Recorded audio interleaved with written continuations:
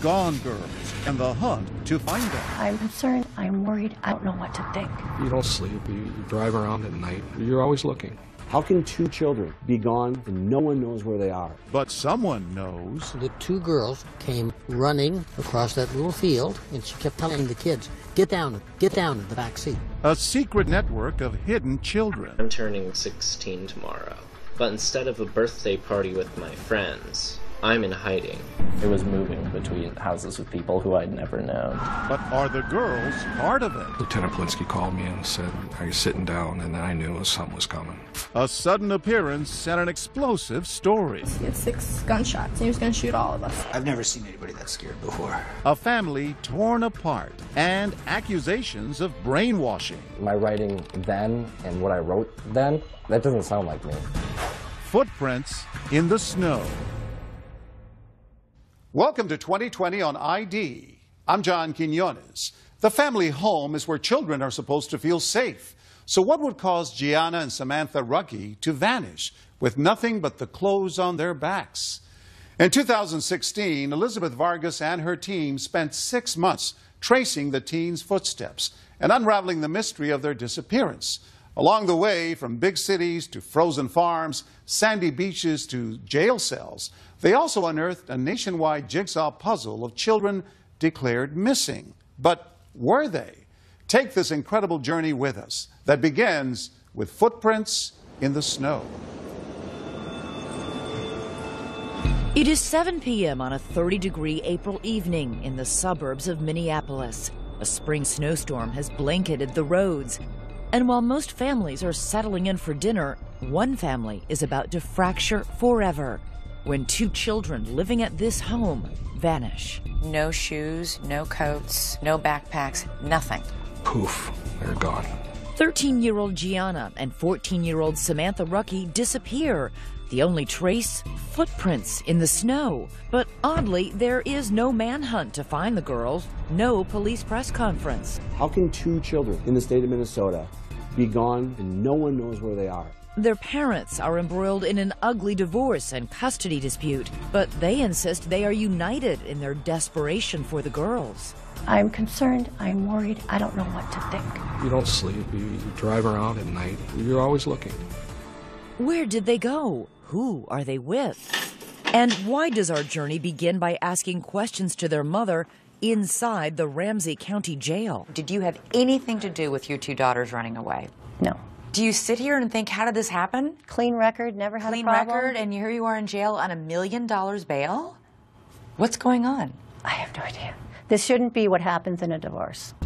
This divorce is more like guerrilla warfare than a legal proceeding. Exhibit A, these 24 boxes crammed with reams of motions, appeals, and rulings. Divorce on steroids, that would be a good word for this. But for every documented grievance in this harrowing tale, there is documentation too of the good times. Look at this, Nick! You got 20 years worth of home movies featuring both the Ruckeys in starring roles as an affectionate, feisty couple. You're figuring it out now? Shut up, it just ran out. And doting, loving parents to their 5 children. Dad, it's my birthday! Nico, Samantha, Gianna, Nia, and Gino. It sounds like a busy home. They are wonderful. It was my dream. I loved being a mom. They make their home in Lakeville, Minnesota, a suburb of Minneapolis. David ran a multi-million-dollar trucking business. Sandra worked as a flight attendant and eventually competed in local beauty pageants, using her nickname Sam. Good evening and welcome. Proudly representing Lakeville, I'm Sam Ruckey. In her spare time, she likes cooking Italian, flying airplanes, and staying fit. But David agrees that family came first for Sandra. There's Mom. Hi, Dad. A loving, energetic mom. There was a bird flying, yeah. Oh, there it is. She was a great mom.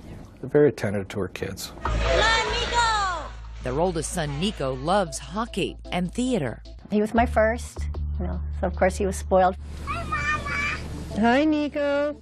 The 2 oldest daughters, Samantha and Gianna, are close and take care of their younger brother and sister. Samantha, she's beautiful, she's smart, she's outgoing. Gianna's very artistic, loves like animals. But this story is about what Sandra claims is not captured on home video. She says despite those smiling faces, there was a shocking, ugly secret in the family. Years of emotional and physical abuse by David. What would he do? Throw things, hammers at me if he got mad. There was black eyes, there was broken ribs. We had to lock ourselves in the bedroom because we were scared. We just didn't know how his behavior was going to be from one day to the next. During all those years during the marriage, did you ever take any photos, ever seek medical help? We had photos and we had police reports that prove it. And she claims David didn't just target her, but went after the children, too. How often did that happen? Once is more than enough. It happened a lot. After 20 years of marriage, Sandra says she reaches her breaking point and finally files for divorce. David says it was all a surprise to him. She just blurted out, I want a divorce. And it caught me off guard. It really did. So you were shocked when she said, I want a divorce? Oh, absolutely. Seeking counsel, he meets with attorney Lisa Elliott. David was pretty much in shock, but the one thing he did say to me is, this will be the craziest case you've ever had. He knew that then? He knew it then. And that was just the beginning. Sandra also gets an order of protection against her husband, saying she is frightened for her life. And then she calls police on him at least 20 times, claiming he continuously violates it. He broke into the house, came running up the stairs, jumped onto the bed that I was at, started choking me, and then took a pillow and started suffocating me. The children, now ages 8 to 14, remain in Sandra's custody and refuse to even see David, rebuffing all of his attempts to connect. It's your dad. Call me. I would like you to call me back. Call me. With his children ignoring him, his frustration mounts. He leaves this message after finding out his oldest son, Nico, dropped out of his longtime sport. Do yourself a favor, get your ass back in hockey. The family court judge, David Knutson, appoints an advocate for the children and several therapists trying to facilitate a relationship with their father. But the children say they don't want one. David's oldest son, Nico, takes to Facebook, writing, "My dad is a bad person. He is abusive verbally and physically." Gianna and Samantha make audio recordings to support what their mother says. This is Gianna Rucky's voice. Being in the same house as my dad, things were really bad. He was abusive. He had anger issues. He'd always be screaming and yelling. Her sister Samantha goes even further. He's choked, slapped, and hit her and verbally abused my mother throughout their marriage. And he's lost on us kids a number of times. Sandra says the children even beg the judge directly to remain with their mother.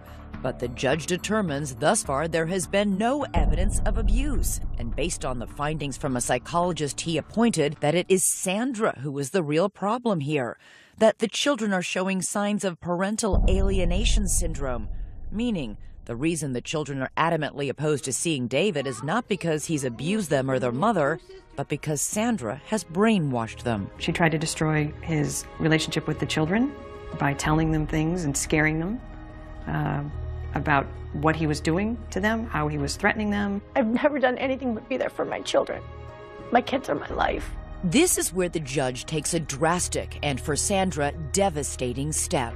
He orders Sandra out of the house and all 5 of her children removed from her custody. That's when everything happened. I lost everything. My whole life ended then. I had no money, no car, no children. I had nothing. How is this possible, Sandra? I don't know. All I'm told is it's a judge's order. There was no findings that I ever hurt the children, that I ever abused them, that I ever neglected them, that I ever did anything to them. David's sister Tammy becomes the children's temporary guardian. She moves into the Rucky home to take care of them, but the 2 oldest girls, Samantha and Gianna, are having none of it. They came in, they were looking at the house, and then they went upstairs, and when they went upstairs, I heard a ringtone, a music ringtone.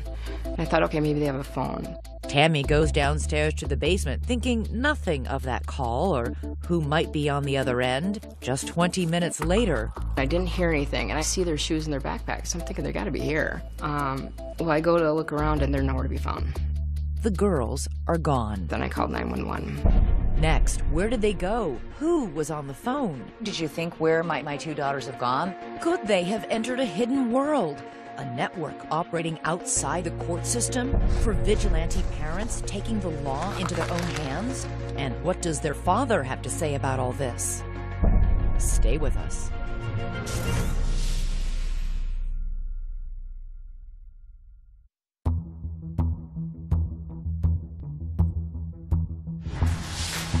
Normally, 2 teenage girls vanishing into thin air would be the top story on the local news.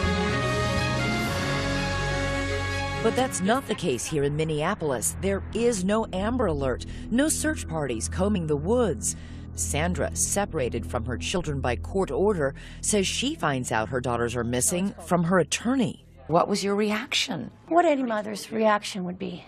I'm concerned, I am worried, everything was going through my mind. When Sandra's ex-husband David finds out his daughters have disappeared, he is terrified. What was your biggest fear? I mean, these are young girls. You don't want them hitchhiking. We live by a truck stop. You think of all these terrible scenarios. And David says he becomes consumed with bringing his daughters home, that he would never abuse them, and that all of Sandra's allegations against him are completely false. Have you ever raised a hand against Sandra or your children? Have you ever struck them? No. Have you ever physically abused them in any way? No. I'm a big guy. I kind of come across aggressive, but I never pushed myself upon her. I never did a thing to my children. Do you have a problem with anger? Not anger, it's frustration. Is it possible that there was something in your body language or the way you were speaking that scared Sandra or the children? You know... Do the fights get out of control? No. I'm going to yell. You're going to feel pinned. But as far as abusive, no. But if there wasn't any physical abuse, how is it possible that the Rucky children would tell such frightening stories? Lisa Elliott is David's attorney. They are parroting what their mom is saying. But they're not young children. No. Why would they do this? I think she had them so afraid of what would happen if they went with their dad that she said, you have to say this or you're going to end up with your dad. And David begins to suspect that Sandra knows more than she's saying about their missing daughters. You and Sandra had been involved by this point in a lengthy and bitter custody fight. Did you think she might have something to do with this? Yeah, oh yeah. As the weeks pass with no sign of Samantha or Gianna, David says he spends his nights driving the streets, searching. He begins tailing Sandra to see if she might lead him to the girls, and even hires a private investigator. You can't get rid of that pain. It never goes away. My mother, mostly, would say, you know, prepare yourself. Prepare yourself for what? If you never find the girls. How? I couldn't stop looking. The same cannot be said for Sandra, who appears to go back to life as usual, hopscotching around the world as a flight attendant, popping up on Facebook at an NHL Finals game, and lounging on a boat with friends. Did you call the police? I had an order not to contact the police. You have a right to contact the police Really? if you're a victim of a crime or if you're I have a court in order danger. from Judge Knutson that I am not to contact the police. But this court order directly contradicts that, specifically stating that Sandra should report any information she has about the girls' whereabouts to authorities. So you did nothing when you found out they were missing then? Okay, I guess if you're in that situation where you've been stripped of everything related to your children, you don't know what to do. If one of my children went missing, I'd be out there with a sandwich board saying, find my child. The courts had completely tied my hands. 1 month after the girls' disappearance, there is a bizarre twist in the story. They show up, but in a place no one expects. The Rucky girls say they want to be heard. On local television. They met with us at a hotel. We don't know who brought them here. The local Fox 9 station airs this story, and right there, sitting in front of the reporter, are the 2 missing Rucky sisters. I'm just really scared it's going to end really badly. And once again, they back up what Sandra has been saying. He was abusive. Really. In what way? Emotionally, verbally. I mean, our mom was always our protector, but now there's no one there to protect us. I watched them pleading their hearts out, telling, asking for help. That's what I saw. His 2 children begging for help. The Fox report includes an alarming allegation about David. This time, it is a chilling story about him wielding a gun and threatening to murder his entire family. He sat on our kitchen table and said that he was going to shoot all of us. He had 6 gunshots, and he was going to shoot all of us, my mom included. David insists this claim is as baseless as all the others. I was glad to see my girls, but, you know, what I was hearing coming out of their mouths was hard. To local newspaper reporter Brandon Stahl, however, the most shocking thing wasn't what was in the story, but what was left out. There weren't any questions about, well, wait a second, we have 2 missing kids here. Are you being taken care of? Who's taking care of you? I wanted to know how they were doing. Were they okay?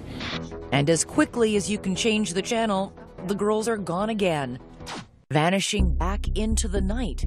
Months pass. Their faces appear on the missing and exploited children's website and on thousands of plastic bags distributed in northern Minnesota. The search continues for the Ruckey girls. Their parents' epic divorce drags on until the judge finally makes his ruling. In a painstaking 60-page order, he drops a bombshell, awarding full custody of all 5 children to David, writing of Sandra's allegations of abuse that the court has not received any evidence to support her very serious allegations. He went on to say Sandra refused to cooperate with any of the professionals appointed in this case. For David, it is total vindication. 17-year-old Nico, 13-year-old Nia, and 10-year-old Gino return to their father's care. And while David works to mend his fractured relationship with them, his 2 missing daughters are no closer to being found. How were the 3 children reacting to the absence of their sisters? Were they worried? This was a big-time white elephant in the room. It just, you know, it was always something that was just there.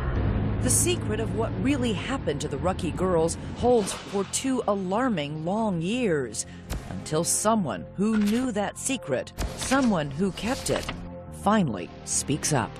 You knew Sandra was lying. I thought she was, yeah. Well, you knew she was. And a secret underground network willing to defy court orders and hide children. We sort of pass messages. We use a lot of burner phones. Could this group hold the key to finding the Ruckey girls? Stay with us.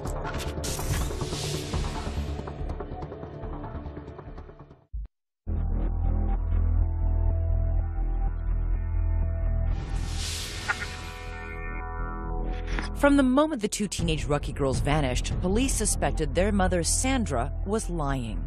At any point, did you tell your children to run away from home? No. You never encouraged any of your children? How can I encourage my children to run away? I've had no contact. Police suspected that not only did Sandra have contact with her girls, she also had help hiding them from a secret underground network of people willing to defy court orders and conceal children. Damon Dumas knows all about defying court orders. He went into hiding when he was 14 years old, using a loosely organized group of safe houses to escape life with a father he says was abusive. My mom actually made sure that she wouldn't know where I was going. Mm-hmm. She handed me off to someone she trusted, who handed me off to someone else that she trusted. Who was taking care of you? Whoever I was with was taking care of me. Were they strangers? They were all strangers, yeah. I was moving between houses with people who I'd never known. It'll be someone who maybe hears about me and says, hey, well, if Damon ever needs someone to stay with, he can stay with me. And we sort of pass messages. We use a lot of burner phones. Burner phones? You sound like you're in a spy movie. Well, in a lot of ways, that's what it felt like. So how often do you come out to the beach now? While on the run, Damon says he lived in around 10 different homes, never staying anywhere long. During that time, he made videos and posted them on the internet. And I'm turning 16 tomorrow. But instead of a birthday party with my friends, I'm in hiding. But this life in shadows came at a steep price. Did you go to school? Actually, I did not, and that's something that I sort of regret, because I ended up, when I got out of hiding, I had to go back a year in high school. What did you do with your days? I played video games. Honestly, I had no one to talk to. Were you homesick? Absolutely. Absolutely, every day. Those days turned into months, and instead of getting easier for Damon, life got more difficult. I called my mom and I said, I don't know how much longer I'm going to make it. Because I was considering suicide at that point. It had been very long in hiding. In those videos, Damon discussed the abuse he says he suffered. I told police about this. I told psychologists. I even told a judge. And yet somehow it was all covered up in lies. Today, Damon is an activist working with an organization called the Women's Coalition. He blames the court for forcing him into his life on the run, even though Damon's father strenuously denies ever abusing his son, and a judge agreed there was no credible evidence to prove it happened. He said that whether or not I was being abused, my mom had to stop talking about abuse, and that Why would a judge do that if he really thought you were being abused? Because what people don't understand is that this is not something that is a one-time case. This is not something that happened to me. This is systemic. And the internet is teeming with videos of mothers who say they too have been victimized by family courts after they reported their allegations of abuse. As a mother, you try to protect your son, and that was my biggest mistake. I cried wolf when Children need to be believed. The courts forced my children to go on visitations. I am seeking justice. It is okay to protect our children. If you're a mother and you allege child abuse, your odds of losing custody are extremely high. Joan Meyer is a law professor at George Washington University who studies family courts. Her research has turned up some surprising and, in her mind, troubling results. If you raise abuse, especially child abuse, you've got to make a very strong case. If you can't nail it, not only will you lose custody, you may lose all access because the assumption will be that you have poisoned your child's brain with these ideas. Sandra says this is exactly what happened to her. So, did her daughters run away to protest a family court ruling like Damon Dumas? That's what Brandon Stahl, reporter at the Minneapolis Star-Tribune, wanted to find out. On the 2-year anniversary of the girls' disappearance, he decides to write a story. I wanted to know if the girls were okay and if I could find them. He didn't find the girls, but he did find this man, Dale Nathan, a diminutive 81-year-old who has spent years working as an attorney in custody cases. Dale had his legal license suspended after he refused to reveal where one of his clients was in hiding with her child. He is a fervent supporter of Sandra. Dale is somebody who believes to the bone that the family courts in Minnesota are corrupt. The story Dale tells is a doozy. He says he was with Sandra on the night her daughters ran away. He says Sandra and he were driving around in Sandra's car when she took him to this field, just blocks away from the Rucky home. We drove with Dale to that spot. Now this is about the area right back here where Sandra stopped. He showed us where they pulled over. That's the one we want to take. So you stopped, you parked, you waited? And after about 20 minutes, the 2 girls came running across that little field. They got into the car, and then Sandra started driving. The 4 of them drove around back roads for more than 2 hours. She kept saying, oh, the Lakeville police, they're going to find us. So, and she kept telling the kids, get down in the back seat. During the ride, Dale says Sandra was frantically making phone calls. Apparently there was no plan, and she was making plans on the run. Dale says he knew that the children had already been taken out of Sandra's custody and that by driving off with them, she was breaking the law. Sandra was busy telling the police she had no idea where the girls had gone, and you knew Sandra was lying. I thought she was, yeah. Well, you knew she was because you were in the car with her. That's true. Right. You're right. So if you knew she was lying about that, why didn't you go to police and say, I know what really happened? I think Sandra was trying to protect her children. I wasn't going to betray that. Dale insists he couldn't help even if he wanted to. He doesn't know where Sandra ended up taking the girls. After hours of driving around with him, she dropped Dale off at a truck stop and then drove away with the girls still in her car. Last April, the Star-Tribune published Brandon Stahl's story, and one reader in particular was riveted. What did you think when you read the account of Dale Nathan? Dumbfounded. Or like, this is completely validates everything you suspected. Everything. At that point, we knew Sandy was involved. And now police know too. They arrest Sandra and charge her with 3 felony counts of deprivation of parental rights. She's thrown in jail on $1 million bond. But the mystery remains, where are the girls? 1 month after Sandra's arrest, there is stunning news. Lieutenant Polinsky called me and said, are you sitting down? And then I knew something was coming. Next, the Rucky girls found at last. But where have they been? Who took them in? We're on our way to find out. And you may be surprised by what we find behind this door. Stay with us.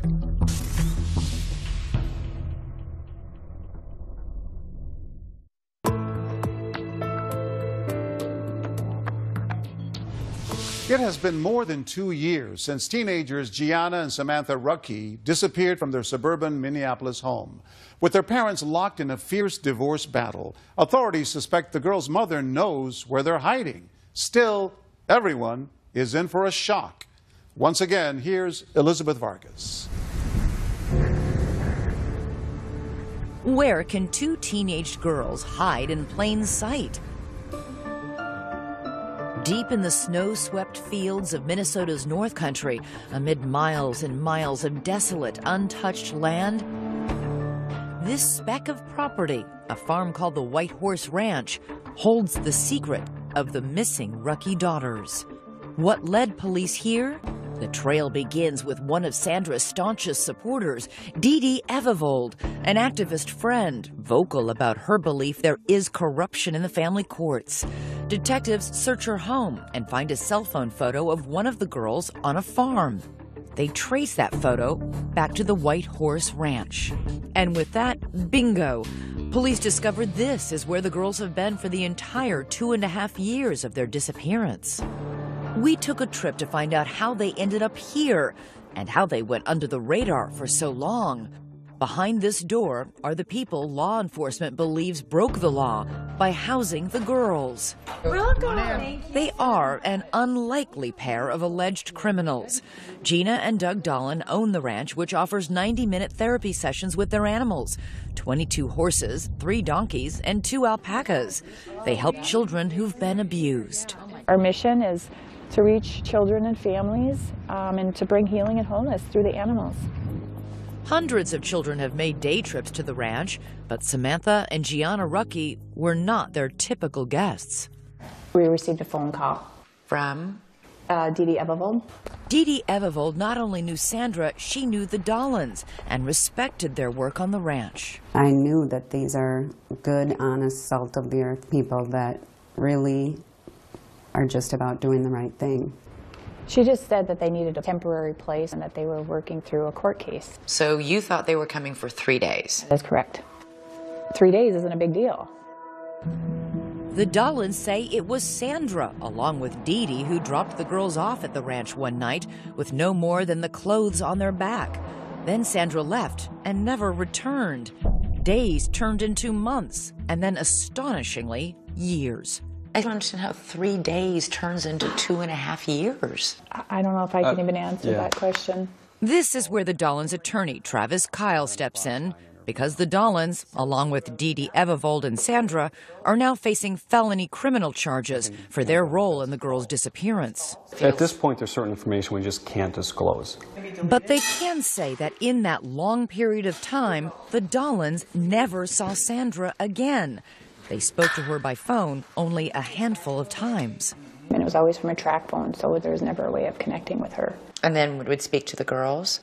No. No. She didn't want to.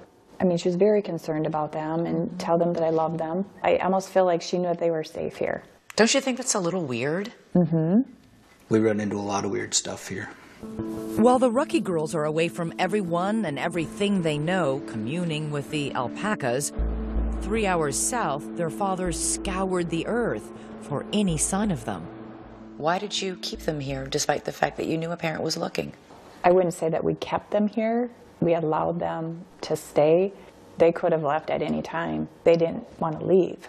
But didn't you know that people were looking for these children? I can't answer that.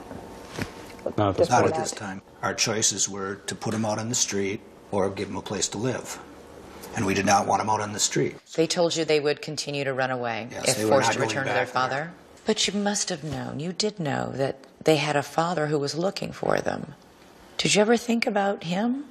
I thought about them living on the street and what would happen to them if they were on the street. Did you try and reason with them? They're girls, they're minors, they're not allowed by law to decide where I get to live and what's best for me. Yes, we did. A number of times. And it was a lot of fear. I've never seen anybody that scared before. Did they ever sound coached to you? No. No. I believed him, 100%. At the ranch, the girls made a new life for themselves with the Dolans. They were homeschooled. Their daily activities included helping with the animals. Everybody has to do chores. Anything from cleaning pens to feeding the animals to brushing them. The nearest town is Herman, population 437. Was it a secret that the girls were here? No. No, it was not. So you didn't like say, okay, go hide in the back bedroom when somebody's pulling up? Everybody knew they were here. You made no effort to conceal them? No. No, they have been in public, they've been out shopping, they were in the hair salon in Elbow Lake. They went to church with us. And they went by their first names, Samantha and Gianna? Yes. The Dollans say they were only helping the girls. They, along with Dee Dee Evevold and Sandra, have all pleaded not guilty to the charges against them. But what about that so-called underground network that helped children like Damon Dumas flee court orders? Are you part of this underground network? No. We were asked the question, and my question back was, what is that? Last November, Doug looks out the window and sees Lakeville police and county deputies sitting out front. Police are simply following the trail from Dee Dee Evevold's cell phone photo, not realizing the girls are actually there. I walked out and they told me that they were looking for the girls and wanted to know if I knew anything about them or their whereabouts. And I told them, yes, they're in the house. They were quite frankly shocked. The Dollans say the girls were devastated. Is that the last time you saw them? Yes, it was hard. So what would you say to them if they were watching this? We pray for them every day, and we love them. And we want what's best for them, truly. But did they do what was best for them? David Rucky's attorney, Lisa Elliott, says absolutely not. Is it possible they were just good Samaritans trying to help? When the mother drops them off and doesn't come back for them, ever. For 2.5 years? For 2.5 years, I would think most people would at some point say, we need to look into this. So what happens when police take the girls from the farm? Lieutenant Blinsky called me and said, we found the girls. And I kind of crouched down to the floor and I didn't say anything. He said, you still there? I said, yeah. So I really didn't get absorbed very long. We went right back into dad mode. So how does a broken family get pieced back together? When David finally sees the girls for the first time, it is not the reunion he imagined. Were you nervous? I ran out of the room. I started crying. I didn't recognize them because, you know your children. You remember what they sound like. You remember how they looked. I didn't recognize my daughters. The hard work begins of building trust with two girls who still fear their father. Samantha and Gianna said a lot of devastatingly terrible things about you, publicly. But again, they're in a fragile state. Do they still believe those things? I don't know. We don't get deep into things along that line, so we're moving forward. While the girls may not be recanting their accusations against their father, their big brother is. Coming up, I'm done playing a pawn. Sandra's own son is turning on her. And now that her supporters are revealing her role in the girl's disappearance, what will she say when we confront her? You sat right here and spent half an hour telling me you hadn't seen or spoken to your daughters. If you were lying to me about that, what else might you be lying to me about? Stay with us.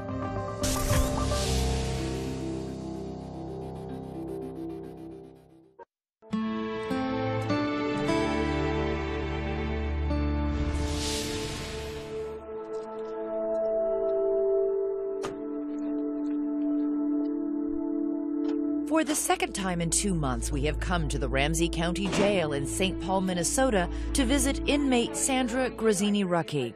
She is still here, awaiting trial on felony charges that she hid her daughters from their father for 2.5 years. Surprised you're still here? Yeah, very surprised. When we first spoke to Sandra, she told us she wasn't involved in the disappearance of her daughters. Did you have anything to do with your two daughters running away? No. You didn't know where they were these last 2 years? No. After nearly 6 months of our 2020 investigation, we've explored that loosely organized underground network of activists hiding children in nasty divorce cases and tracked down every key player in the Rucky case. The Dollans, Dee Dee Evevold, Dale Nathan, all supporters of Sandra's who say they weren't part of any network, but who authorities say helped her hide her daughters for 2.5 years. Dale Nathan said that he was with you when your two daughters jumped in the back seat without shoes or coats, and then you drove off. This is related to the trial. Yeah, that'll all be talked about at the upcoming trial. I can't comment on anything related to the trial. You know that. All I'm telling you is you sat right here and spent half an hour telling me you hadn't seen or spoken to your daughters. And I've now spoken to 3 people who tell us, in fact, that's a lie. So if you were lying to me about that, what else might you be lying to me about? I can't discuss anything regarding the trial. I just can't. While Sandra is now suddenly not talking about her case, her attorney Michelle McDonald hints at a possible defense, saying if Sandra truly believed her children were in danger, she was free to break the law to protect them. They have to prove beyond a reasonable doubt that she didn't have a reasonable belief that her children needed protection. Which makes those allegations of physical abuse during the marriage so important. If those claims are true, then a jury perhaps could forgive Sandra for what she did. And from the very beginning, she has assured us that there is indisputable evidence that her husband, David, was violent. Did you ever take any photos, ever seek medical help? We had photos and we have police reports that prove it. So confident, so certain. And yet, I'm asking for any of the documentation that you assured us existed to corroborate what you're telling us. And we can find none of it. But it does exist. It really does exist. Where is it? It was with my attorney. You don't have any of those records. They're in boxes. But do you have them? Do you know what's in those boxes? You have all the other police attorney, reports, you have everything. yeah, the police reports. You have everything. Yeah. And I will turn them over to you. So we head to Michelle McDonald's law office for an appointment with those boxes.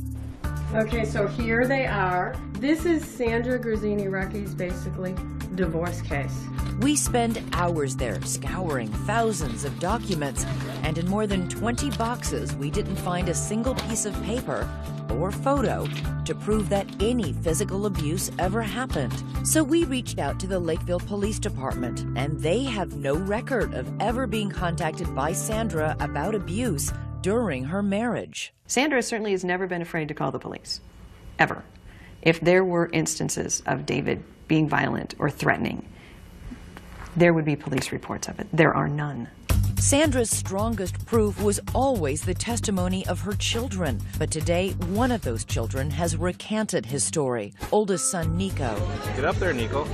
That little boy from the home videos. And the same son who later posted that damning Facebook message accusing his father of physical abuse. He now says all of that was a lie, and that it was his mother who pressed him into believing it was true. She started to say, like, your dad's this bad guy. Your dad, like, hurt you when you were younger. And I was like, what? What are you talking about? I don't remember any of this. Well, it happened to you. It's like, and at the time I believed it because you listened to your mom. He says he was 15 years old, and he couldn't understand why she didn't want him to see his father. I felt really close to my dad, and I was still confused on what was going on. Like, why wasn't I seeing my dad? Nico now says he never saw his father physically abuse his mother or his brother and sisters. As for that Facebook post, Nico says Sandra stood over him while he typed, coaching him on exactly what to say. When I look at my writing then and what I wrote then, that doesn't sound like me, and I feel really bad. He continues to tell us that you brainwashed them into thinking they were abused. And you don't find that questionable? Well, what do you think? You're his mom. I haven't seen Nico for a long time. It's sad that he's saying that. But when my son hadn't been around his father, he has a completely different story than he has now. Did you somehow convince your own kids that their dad was abusing them? No. No.